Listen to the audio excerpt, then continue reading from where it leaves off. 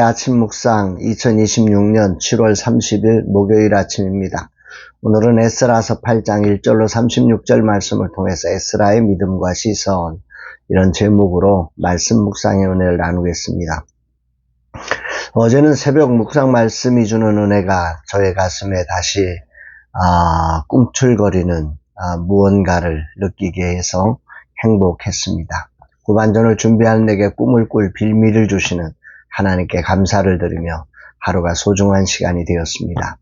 오늘은 한 달 휴가의 마지막 일정으로 삼복더위에 홀로 사시는 작은 어머님을 방문하여 주님의 마음으로 섬기고 돌아오려고 합니다. 모든 일정 가운데 주님의 선하신 손의 인도와 은혜가 충만한 시간 되기를 기도합니다. 이날 주님 어떤 말씀으로 인도하실까? 본문의 에스라서 8장은 7장에서 결단하고 준비했던 제2차 포로 귀환이 실제로 실행되고 있는 이 역동적인 과정을 담고 있습니다. 이 과정에는 그 말씀에 익숙한 에스라의 실제 믿음의 삶을 엿볼 수 있는 장면들이 나옵니다. 그러니까 기원전 458년 아닥사스다 왕 7년에 스룹바벨의 1차 귀환이 있었죠. 그 이후에 약 80년이 지난 시점에 이루어진 제2차 포로 귀환을 위해 에스라는 자원한 백성들을 한 곳에 모았습니다. 15절, 내가 무리를 아하와로 흐르는 강가에 모으고 거기서 3일 동안 장막에 머물며 제 백성과 제사장들을 살핀즉 그 중에 레위 자손이 한 사람도 없는지라. 에스라는 귀환을 자원했던 백성들을 바벨론 아하와바 강가로 모아서 3일 동안 장막을 치고 그곳에 머물게 했습니다. 마치 광야에서 장막을 치고 살았던 이스라엘 백성처럼 말입니다. 1절로 14절에 기록된 자료를 보면 2차 포로 귀환에 참여한 숫자가 12지파 전체의 숫자를 보면 남자 수만 약 1,500명, 여자와 아이들을 합치면 대략 한 5,000에서 7,000명에 이르는 규모였을 거라 생각됩니다. 당시의 환경을 생각하면 엄청난 숫자의 이동이 되는 거죠. 이 3일간의 시간 이들 무리를 점검하던 에스라는 충격적인 사실을 발견합니다. 바로 레위 자손이 단 한 명도 없다는 것이었습니다. 1차 귀환 때와 마찬가지로 성전에서 굳은 일을 담당하는 레위인이 이 귀환에 꺼리면서 빠져버린 거죠. 이유는 크게 세 가지로 볼 수 있습니다. 첫 번째 가장 큰 이유는 경제적인 어떤 현실이죠. 생존의 문제죠. 원래 가나안 땅에서 레위인들은 기업을 분배받지 못했고 오직 백성들이 드리는 11조와 헌물에 의존해서 살아야 했습니다. 그러나 현실은 어느 것 하나도 보장이 없는 지금의 그 예루살렘 성전의 현실 아닙니까? 그들은 나라가 망하고 바벨론으로 끌려와서 생존을 위해 상업이나 농업 등 세속적인 직업을 가지고 지금 70년, 80년을 살았습니다. 이런 세월이 흐르며 그들은 바벨론의 비옥한 환경 속에서 상당한 경제적 안정을 누리게 되었고 돌아갈 예루살렘의 현실은 암담했으니 누가 이런 자리에 자발적으로 가고자 했을까요? 이런 이유가 있었던 거죠. 두 번째 이유는 제사장과의 신분 격차와 고된 노동 때문입니다. 같은 레위지파라 할지라도 아론의 자손인 제사장들은 제사를 주관하며 존경과 명예 그리고 재물의 좋은 몫을 차지할 수 있었습니다. 그러나 일반 레위인들은 성전의 문을 지키고 무거운 기구를 나르고 재물을 잡고 씻고 성전을 청소하는 고되고 굳은 지금으로 말하면 3D 업종의 막노동을 담당해야 했기 때문에 이런 격차 없이 평등하게 7, 80년을 살아왔던 이 자손들이 이런 자리로 돌아갈 이유가 전혀 없었던 겁니다. 실제로 스룹바벨이 이끌었던 1차 포로 귀환 명단을 보아도 제사장은 무려 4,289명이나 돌아왔지만 성전을 수종드는 일반 레위인은 고작 74명밖에 돌아오지 않았습니다. 굳은 일을 감당해야 하는 헌신의 자리를 기피했던 인간의 연약함이 고스란히 드러나는 대목이 아닐 수 없습니다. 세 번째 이유는 사명감과 영적 정체성의 상실이죠. 1차 포로 귀환 이후 벌써 긴 시간이 흐르면서 예루살렘 성전이 완공되었다는 소식은 들었지만 이후 시간이 지나며 참여할 마음의 부담도 이젠 식어버린 시간이죠. 이미 제사장들이 많이 갔고 다른 사람들이 성전을 봉사하는 일을 섬기고 있겠지라고 하는 영적인 안일함이 그들로 하여금 굳이 참여하지 않아도 될 거야 라고 하는 마음을 갖게 했던 겁니다. 거룩한 성전의 봉사자라는 영광스러운 사명보다 바벨론에서 소시민적인 평안함을 선택했던 거라 생각이 됩니다. 오늘날 대한민국에서 젊은 세대 사역자들이 사명의 자리를 피하는 현실이 아마도 이와 다르지 않을 거라 생각합니다. 누가 예전처럼 그렇게 사명을 위해 보장도 없는 일에 헌신한단 말입니까?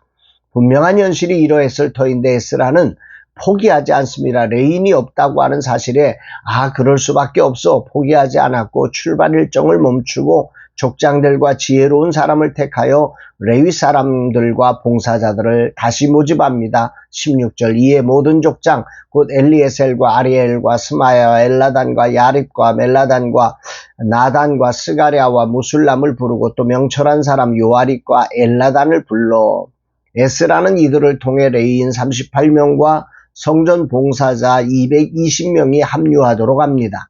이 일을 가능하게 한 파송된 사람들을 보면 인정받는 족장 9명, 다시 말하면 그 권위가 인정된 사람들로 하여금 이 일에 참여하게 하는 거죠. 그리고 명철한 사람 2사람을 이 일에 파송했다고 합니다. 여기 우리가 표현에 주목해야 될 것은 명철한 사람이라는 표현입니다. 성경에서 이 단어는 주로 하나님의 율법을 깊이 깨달아 알고 그것을 사람들에게 가르쳐 깨닫게 해주는 그런 영적 교사들을 의미할 때 사용합니다. 즉 이들은 에스라처럼 시대의 흐름과 하나님의 말씀을 정확히 꿰뚫어보고 그것을 백성들의 눈높이에 맞게 해석해낼 줄 아는 영적 지성과 분별력을 갖춘 말씀의 사역자였던 거지요. 이들은 권위로 윽박질러 레위인들을 억지로 끌고 온 게 아니라 왜 우리가 지금의 편안함을 버리고 성전에 돌아가 섬겨야 하는지를 말씀으로 찔러 영적으로 설득해낸 사람들이었습니다. 이게 진정한 지도자지요. 에스라는 빨리 가려는 마음을 벗어나 문제의 본질인 레위 지파를 참여시켜 성전 예배가 회복되도록 해야 한다는 분명한 자리를 보고 이들을 참여시키기 위해 이들을 통해서 이와 같은 설득을 했던 것입니다. 그리고 그는 모든 것이 준비되었을 때 다시 놀라운 결정을 합니다. 21절 그때 내가 아하와 강가에서 금식을 선포하고 우리 하나님 앞에 스스로 겸비하여 우리와 우리 어린아이와 모든 소유를 위하여 평탄한 길을 그에게 간구하였으니 5천에서 7천 되는 사람들이 긴 1500km에 가라는 그 길을 걸어간다고 하면 대단히 위험하지요. 그렇기 때문에 정말 이것을 어떻게 할까 고민도 되고 위협도 되기 때문에 금식을 선포해서 기도합니다. 왜 그는 여기서 금식하며 기도했을까를 생각해 볼 때 정말 4개월 정도가 걸리는 이 험난한 사막길을 이 많은 사람들 거기에 또 성전에 쓸 그 수많은 금은 보화를 안고 가야 되기 때문에 거기에 매복하고 도적질하는 이들과의 싸움 속에서 고한다는 게 이게 만만하지 않았거든요. 그런데 우리가 여기서 이제 에스라의 고백을 22절에 보면 이렇게 그 이유를 그는 금식한 이유를 밝히고 있는데 이게 참 감동입니다.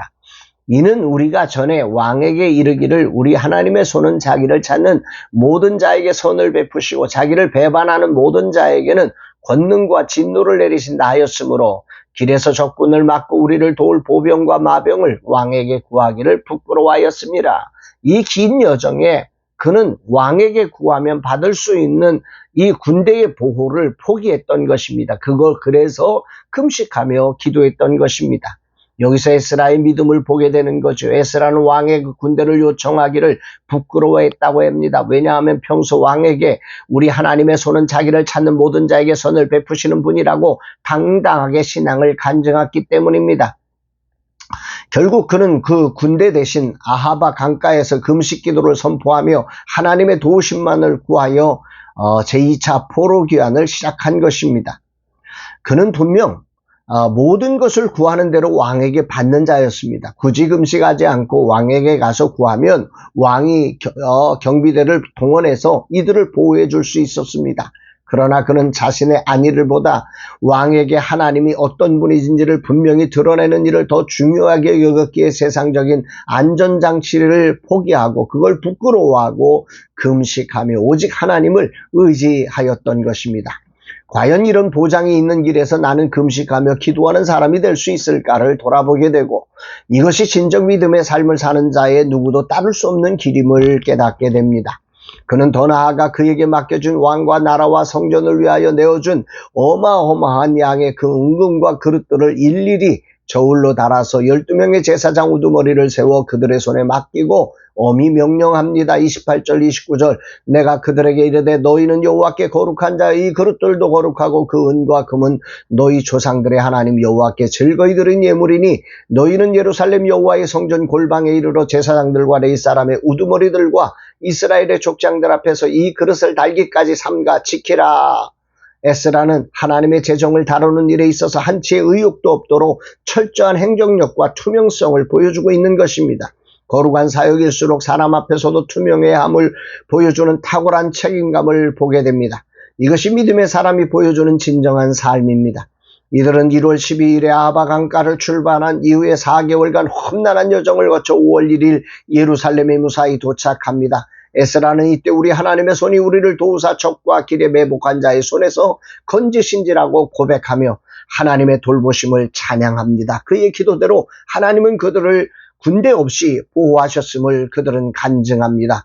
그리고 3일을 쉰 다음에 성전에서 은금을 정확히 달아 인계한 뒤 하나님께 번제와 속죄제를 드림으로 이 위대한 여정을 마무리하였음을 보여줍니다.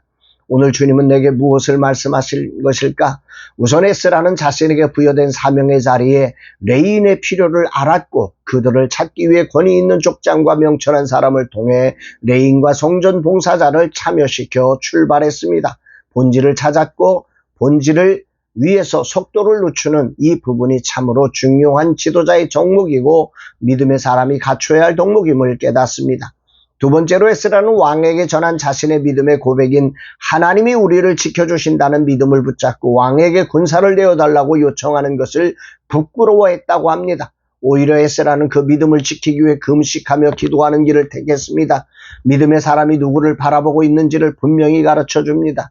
세 번째로 에스라는 사람을 세워 일하고 재정을 투명하게 관리하여 전체를 이끄는 지도자였음을 배웁니다.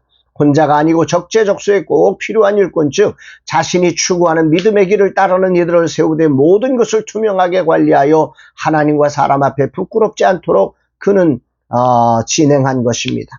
정리하면 에스라는 내가 무엇을 하는 사람이고 그것을 위해 본질적으로 필요한 것이 무엇인지를 알고 준비하는 사람이었습니다. 또한 수단을 위해 말을 바꾸는 것을 부끄러워하며 오직 하나님을 바라보고 신뢰하는 정말 그분을 자랑하는 사람이었습니다. 그리고 그 일을 위해 사람을 세워 일하고 모든 관리에 투명한 사람이었습니다. 나의 후반전 삶 이런 에스라의 삶의 믿음과 지혜가 삶으로 드러나기를 소망합니다. 에스라의 믿음과 삶을 후반전 삶의 모델로 정하여 한번 살아보려고 합니다. 주님이 이 종의 후반전이 에스라처럼 본질을 아는 자요 오직 하나님으로 의지하는 자요 모든 관리에 투명한 자로 서서 주께 드려지게 하옵소서 고백하게 됩니다. 사랑하는 여러분, 참된 영적 리더십은 속도를 위해 본질을 타협하지 않습니다. 나의 안전을 위해 사람이 아닌 하나님을 전적으로 의지하는 그 당당함의 모습 속에서 영적인 리더십이 있음을 기억하며 오늘 하루 이런 에스라의 삶과 믿음을 우리의 삶 속에 실천해가는 복된 날 되기를 주의 이름으로 축복합니다. 사랑합니다, 여러분.